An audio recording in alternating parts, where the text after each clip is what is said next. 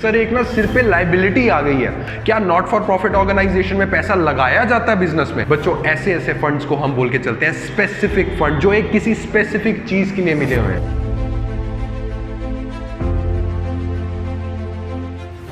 So hello बच्चों, कैसे हैं आप सभी? आई होप आप सब अपनी हेल्थ का अच्छे से ख्याल रख रहे होंगे। सो बच्चों आज है हमारा lecture number 3 not for profit organisation का। एंड बच्चों मैं ऑलरेडी आपको क्लियर कर चुका हूं हमारा स्टेप नंबर 1 जो था। स्टेप नंबर 1 मैंने आपको सिखाया था रिसिप्ट एंड पेमेंट अकाउंट कैसे बनाते हैं। आई होप आपने वो लेक्चर अच्छे से बच्चों देख लिया। अगर नहीं देखा है तो प्लीज स्टार्टिंग से देख के आइए एनपीओ, फिर उसके बाद यहाँ पे कंटिन्यू करना। And step number 2 profit and loss account. नहीं सर आप एनपीओ का चैप्टर पढ़ा रहे हैं, प्रॉफिट एंड लॉस अकाउंट जैसा ही एक अकाउंट बनता है जिसको हम बोलते हैं इनकम एंड एक्सपेंडिचर अकाउंट। बच्चों ये भी मैं आपको क्लियर कर चुका हूं, ठीक है। तो बच्चों एक चीज और थी जो मैंने आपको क्लियर करनी थी। फर्स्ट ऑफ ऑल मैं आपको बता दूं प्रॉफिट एंड लॉस अकाउंट के बाद क्या बनाते थे आप फाइनेंशियल स्टेटमेंट्स में। सिर्फ प्रॉफिट एंड लॉस अकाउंट में प्रॉफिट आता था और उसके बाद बैलेंस शीट बनती थी। क्या वाकई इसमें भी ऐसे ही बनना है? बिल्कुल बच्चों, इनकम एंड एक्सपेंडिचर अकाउंट के बाद हमारे पास बनती है बैलेंस शीट। अब इसमें एक चीज है जो मैं आपको क्लियर कर देता हूं, हालांकि अभी जब हम क्वेश्चंस स्टार्ट करना शुरू करेंगे तो और अच्छे से क्लियर होगी वो चीज। बच्चों जब आप इनकम एंड एक्सपेंडिचर अकाउंट बनाएंगे ना, मान लीजिए इनकम एंड एक्सपेंडिचर अकाउंट है और यहाँ पे प्रॉफिट आता है, बट इसको प्रॉफिट नहीं लिखते, क्या लिखते थे? सरप्लस लिखते थे। तो याद कीजिए, थोड़ा सा पीछे जाइए +1 के लेक्चर्स में। नेट प्रॉफिट को क्या करते थे सर? नेट प्रॉफिट कैपिटल का पार्ट होता था, बैलेंस शीट में कैपिटल लायबिलिटी साइड पे लिखते थे, उसमें ऐड कर देते थे। सर इसमें भी वैसे ही होगा? बिल्कुल बच्चों इसमें भी वैसे ही होगा। मान लीजिए बैलेंस शीट है, यहाँ पे सारी एसेट्स आएंगी, यहाँ पे सारी लायबिलिटीज आएंगी, बट बच्चों आप यहाँ लिखेंगे तो है कैपिटल, बट सिर्फ कैपिटल नहीं लिखेंगे। याद कीजिएगा ये है not for profit organisation. Capital का मतलब क्या होता है कि हाँ यार मैंने पैसा लगाया अपना, एक बिजनेसमैन ने अपना स्टार्टिंग में पैसा लगाया है। क्या नॉट फॉर प्रॉफिट ऑर्गेनाइजेशन में पैसा लगाया जाता है बिजनेस में? नहीं सर, पैसा आता है कहीं से, फंड आता है, वो लगाते हैं ना सर बिजनेस में। भैया अगर आपने यहां सिर्फ कैपिटल लिखा ना तो गवर्नमेंट वाले आ जाएंगे, वो आपको समझेंगे कि भैया आप तो बिजनेसमैन हो, क्योंकि businessman starting of the year में, स्टार्टिंग ऑफ द बिजनेस में जो पैसा लगाता है उसको कैपिटल बोलते हैं। तो बच्चों कैपिटल लिखना तो गलत है, इसलिए बच्चों हम यहां लिख के चलते हैं कैपिटल फंड। ये चीज याद रहेगी आपको, यस और नो कमेंट सेक्शन में बता देना, ठीक है। तो बच्चों जो भी हमारा यहां से सरप्लस आएगा at the end of the year, income and expenditure account से जो भी सरप्लस आएगा बच्चों वो बैलेंस शीट में यहां हो जाएगा ऐड, ठीक है। एंड अगर यहाँ पे हमारा डिफिसिट आता है तो डिफिसिट बच्चों यहाँ पे हो जाता है माइनस। बाकी सर बैलेंस शीट में कोई नए रूल है? कुछ भी नया रूल नहीं है। ट्रस्ट मी, जब क्वेश्चन करेंगे आप खुद ही कहेंगे अरे सर कुछ था ही नहीं इसमें। हाँ, जो एनपीओ में नई नई आइटम्स हैं, जो अलग अलग आइटम्स आएंगे, टॉपिक्स आएंगे, वो मैं आपको करवा के चलूंगा, ठीक है ना। तो ये छोटी सी चीज थी जो मैंने आपको एक्सप्लेन करनी थी, ठीक है। तो चलिए बढ़ते हैं आगे। पीछे मत देखना, जिस हिसाब से पढ़ाता जा रहा हूं उस हिसाब से पढ़ते रहो और यस रिवाइज करते रहो। एनपीओ सबसे इजीएस्ट चैप्टर आपको लगना शुरू हो जाएगा, ठीक है। तो बच्चों जैसे अब आप आगे बढ़ेंगे, मैंने आपको receipt and payment account, income and expenditure account, balance sheet समझा दिया है। क्वेश्चंस आप करेंगे उसके, तो ना आपको फंड वर्ड नजर आएगा। फंड, फर्स्ट ऑफ ऑल बताइए फंड क्या होता है? सर फंड वही होता है जो आपने बताया था कि ये जो एनपीओज होते हैं इनको फंड रिसीव होते हैं। बिल्कुल सही बात है बच्चों। दो तरीके के फंड होते हैं, एक होता है जनरल फंड। जब कुछ समझ ना आए तो सिर्फ नाम से ही मीनिंग निकाल लिया करो, ये गाना मैंने आपको रटवा दिया है। तो जनरल फंड सर एक ऐसा फंड जो जनरल हो, इतना इजी भी नहीं है, ठीक है। तो जनरल फंड का मतलब सीधा सीधा बच्चों मतलब होके चलता है कैपिटल फंड।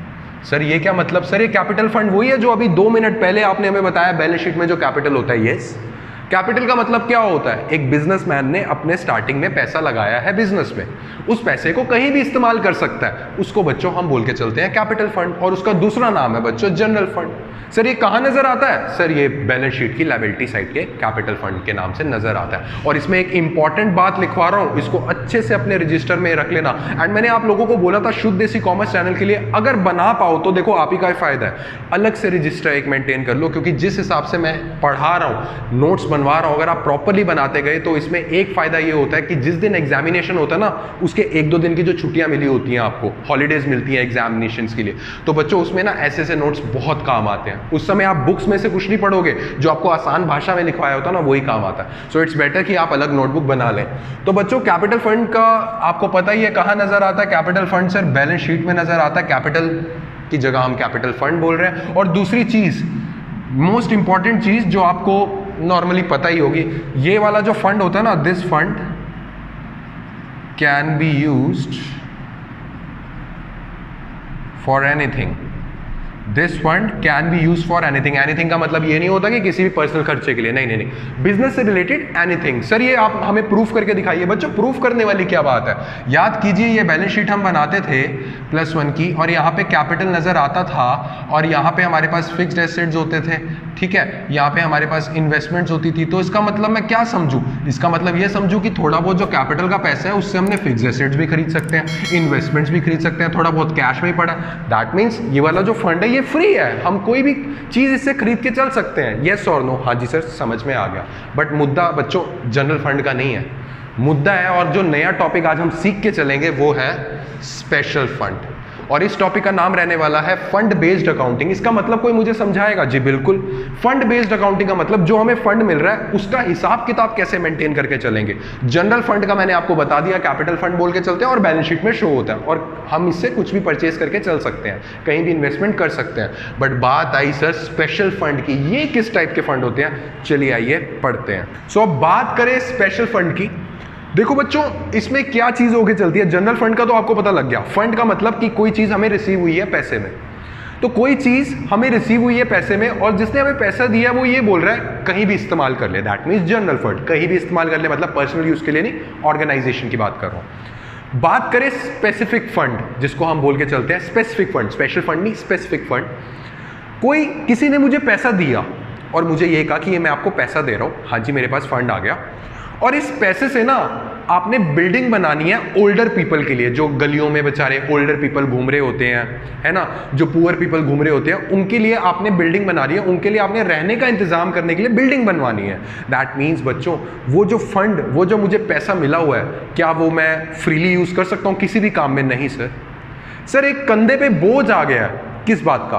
सर कि ये पैसा करना है तो उसी में ही इस्तेमाल करना है। बच्चों ऐसे ऐसे फंड्स को हम बोल के चलते हैं स्पेसिफिक फंड, जो एक किसी स्पेसिफिक चीज के लिए मिले हुए हैं। सर ये क्वेश्चंस में नजर कैसे आएंगे? बच्चों क्वेश्चंस में नजर आएंगे प्राइज फंड के नाम से। प्राइज फंड मतलब प्राइज बांटने के लिए आपको फंड दे रखे हैं।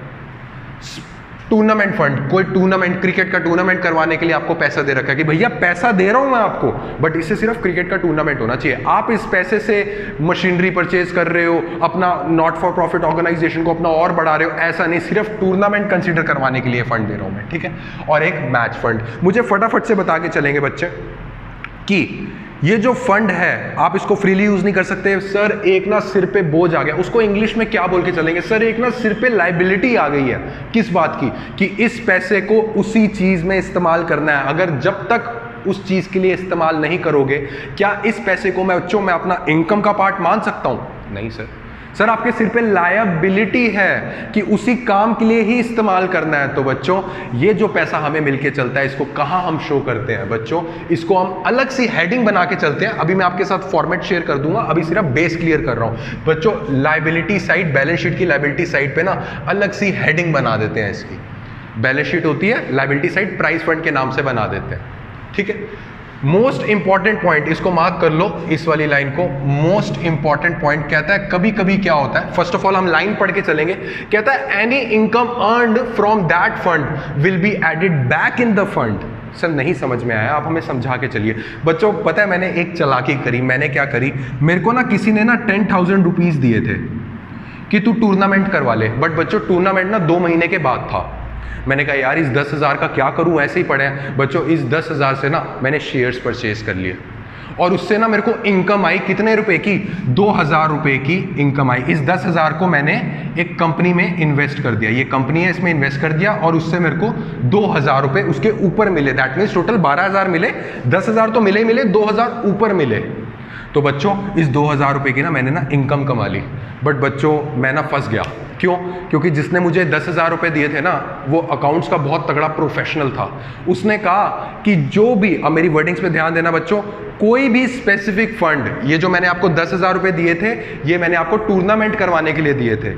अगर इससे आपने कोई इनकम कमाई है, दैट मीन्स ये 10,000 रुपए जो मैंने आपको दिए हैं, इससे आपने टूर्नामेंट नहीं करवाया। मैंने कहा नहीं करवाया। इस 10,000 से ही आपने इनकम करवा के 2,000 रुपए इसके ऊपर कमाए हैं ना। तो दैट मीन्स आपने कितने हाथों में अब कमा लिए हैं? आपने टोटल 12,000 रुपए कमा लिए। कितने की लाइबिलिटी आ गई है सिर पे? 10,000 प्लस 2,000। दैट मीन्स ये जो 2,000 है ये वापस से आप 10,000 में प्लस करो। बच्चों ये 2,000 को इनकम एंड एक्सपेंडिचर अकाउंट की इनकम साइड पे नहीं लिख देना, ये आपकी इनकम नहीं है, ये किसी का पैसा था जिसने आपको टूर्नामेंट करवाने के लिए दिया था। बट भैया इससे आप अपनी personal income, that means not for profit organisation की इनकम नहीं बना सकते। इसको बच्चों आपको ऐड बैक करना पड़ेगा वापस, क्योंकि वो कहेंगे भैया 10,000 दिए थे, मेरे दिए हुए 10,000 से ही 2,000 कमाया ना, चल भाई अब तो मैं ये मान के चलूंगा कि टोटल मैंने तुझे कितने दे दिए? 10,000 प्लस 2,000, 12,000 मैंने तुझे दे दिए। तो बच्चों लाइबिलिटी साइड में प्राइस फंड नजर आएगा, प्लस उसमें कर देना ये जो इनकम हमने इससे कमाई है। So moving on to the next point, कहता है expenses related to it will be deducted from the fund. बिल्कुल सर, टूर्नामेंट के लिए 10,000 रुपए मुझे दिए थे, 3,000 रुपए मैंने टूर्नामेंट में ना खर्च कर दिए सर। तो बच्चों लाइबिलिटी साइड पे ही 10,000 रुपए प्राइस फंड में रखे होंगे, माइनस कर देना उसमें से 3,000। कोई भी एक्सपेंसेस जो टूर्नामेंट फंड या फिर जो आपको फंड है उससे रिलेटेड है, एक तो होते हैं जनरल एक्सपेंसेस, वो माइनस नहीं करने, जो टूर्नामेंट फंड से रिलेटेड ही एक्सपेंसेस होंगे वो आपको क्वेश्चन में गिवन होगा, मैं आपको करवा दूंगा, ठीक है, इसमें से माइनस कर देंगे।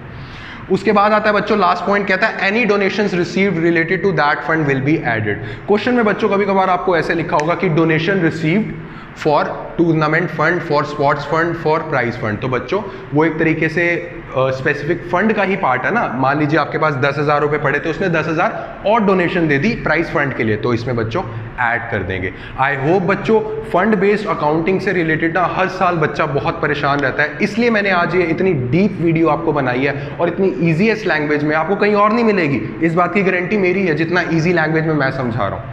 तो आई होप कि आप इसको अच्छे से समझ के चलेंगे और इसके बाद मैं आपके साथ फॉर्मेट भी शेयर कर देता हूं। तो बच्चों अब आपके सामने आ चुका है फॉर्मेट। जैसे कि आप सब जानते हैं, कभी भी prize fund, tournament fund, match fund दिया होगा तो उसको कहाँ ट्रांसफर कर देना, एक अलग सी हेडिंग बना के चलनी है आपको बैलेंस शीट में, लायबिलिटी साइड पे। तो स्टेप नंबर 1 होता है कि स्पेसिफिक फंड की आपने अमाउंट यहाँ लिखनी है, मेन कॉलम में नहीं लिखनी, थोड़ी सी अंदर लिखनी है क्योंकि मेन कॉलम में लास्ट में जाएगी। प्लस करते हैं बच्चों इसमें income receive from that fund. मैंने आपको बता चुका हूं ये पॉइंट, कोई भी इनकम जो उस फंड से हमने रिसीव करी है भैया उसी में ही ऐड बैक करो। प्लस उससे रिलेटेड डोनेशंस आती हैं, वो आपको क्वेश्चन में प्रॉपर्ली गिवन होगा बच्चों, आपको प्लस करके चलनी है। एंड अगर उससे रिलेटेड कोई एक्सपेंसेस तो करोगे ना, टूर्नामेंट फंड आपको मिला है तो टूर्नामेंट के एक्सपेंसेस होंगे तो उससे रिलेटेड आपको उसमें करना है। इसमें बच्चे गलती क्या करते हैं, कोई भी एक्सपेंसेस होते हैं सारे माइनस करने शुरू हो जाते हैं। भैया स्पेसिफिक फंड है, स्पेसिफिक फंड से रिलेटेड ही अगर कोई एक्सपेंस है तभी उसको माइनस करना है। तो बच्चों आपके पास जो आएगा प्लस प्लस माइनस करके वो आपको यहां लिख के चलना है। इसमें एक केस है कि कभी कभार जो हमारे एक्सपेंसेस हैं स्पेसिफिक फंड से रिलेटेड वो थोड़े ज़्यादा हो जाते हैं, हमारे पास फंड कम होता है और एक्सपेंसेस उस फंड से रिलेटेड ना, उस जैसे मान लो टूर्नामेंट फंड से रिलेटेड हमारे पास टोटल मिला के आया है 10,000 बट हमारे पास एक्सपेंसेस हो गए 20,000। तो उस केस में क्या करेंगे वो भी हम आपको कल बता के चलेंगे, विद क्वेश्चन बता के चलूंगा तो ज़्यादा आपको ईजी लगेगा। तो बच्चों ये आपके पास फॉर्मेट होता है, ये पूरी प्रॉपर मैंने बैलेंस शीट बनाई है। So first of all specific fund, then you have to add the items और माइनस करके चल रहा है एक्सपेंसेस। तो आशा करता हूं बच्चों आपको अच्छे से फंड बेस्ड अकाउंटिंग समझ आ गई है और अच्छे से समझ में आ जाएगी जब आपके साथ हम क्वेश्चन सॉल्व करके चलेंगे एक प्रॉपर फंड बेस्ड अकाउंटिंग का। तो ठीक है बच्चों, ये लेक्चर है, अच्छे से इसको रिवाइज करना और कोई भी अगर कॉन्सेप्चुअली कोई भी डाउट आ रहा है, मैं एक तो नॉर्मल डाउट्स होते हैं जो सारे पूछते हैं, हाँ भाई कोई नॉर्मल डाउट पूछ लो, बट आई वांट अगर डाउट आ रहा है तो कोई कॉन्सेप्चुअल बेस्ड डाउट आ रहा है तो उसको जरूर पूछ के चलना कमेंट सेक्शन में। एंड बच्चों आज का लेक्चर पसंद आया तो जरूर जरूर जरूर इतनी मेहनत का एक लाइक शेयर एंड सब्सक्राइब तो बनता ही बनता है। ठीक है बच्चों, तो मिलते हैं अपने नेक्स्ट लेक्चर में, तब तक के लिए हैप्पी लर्निंग, थैंक यू।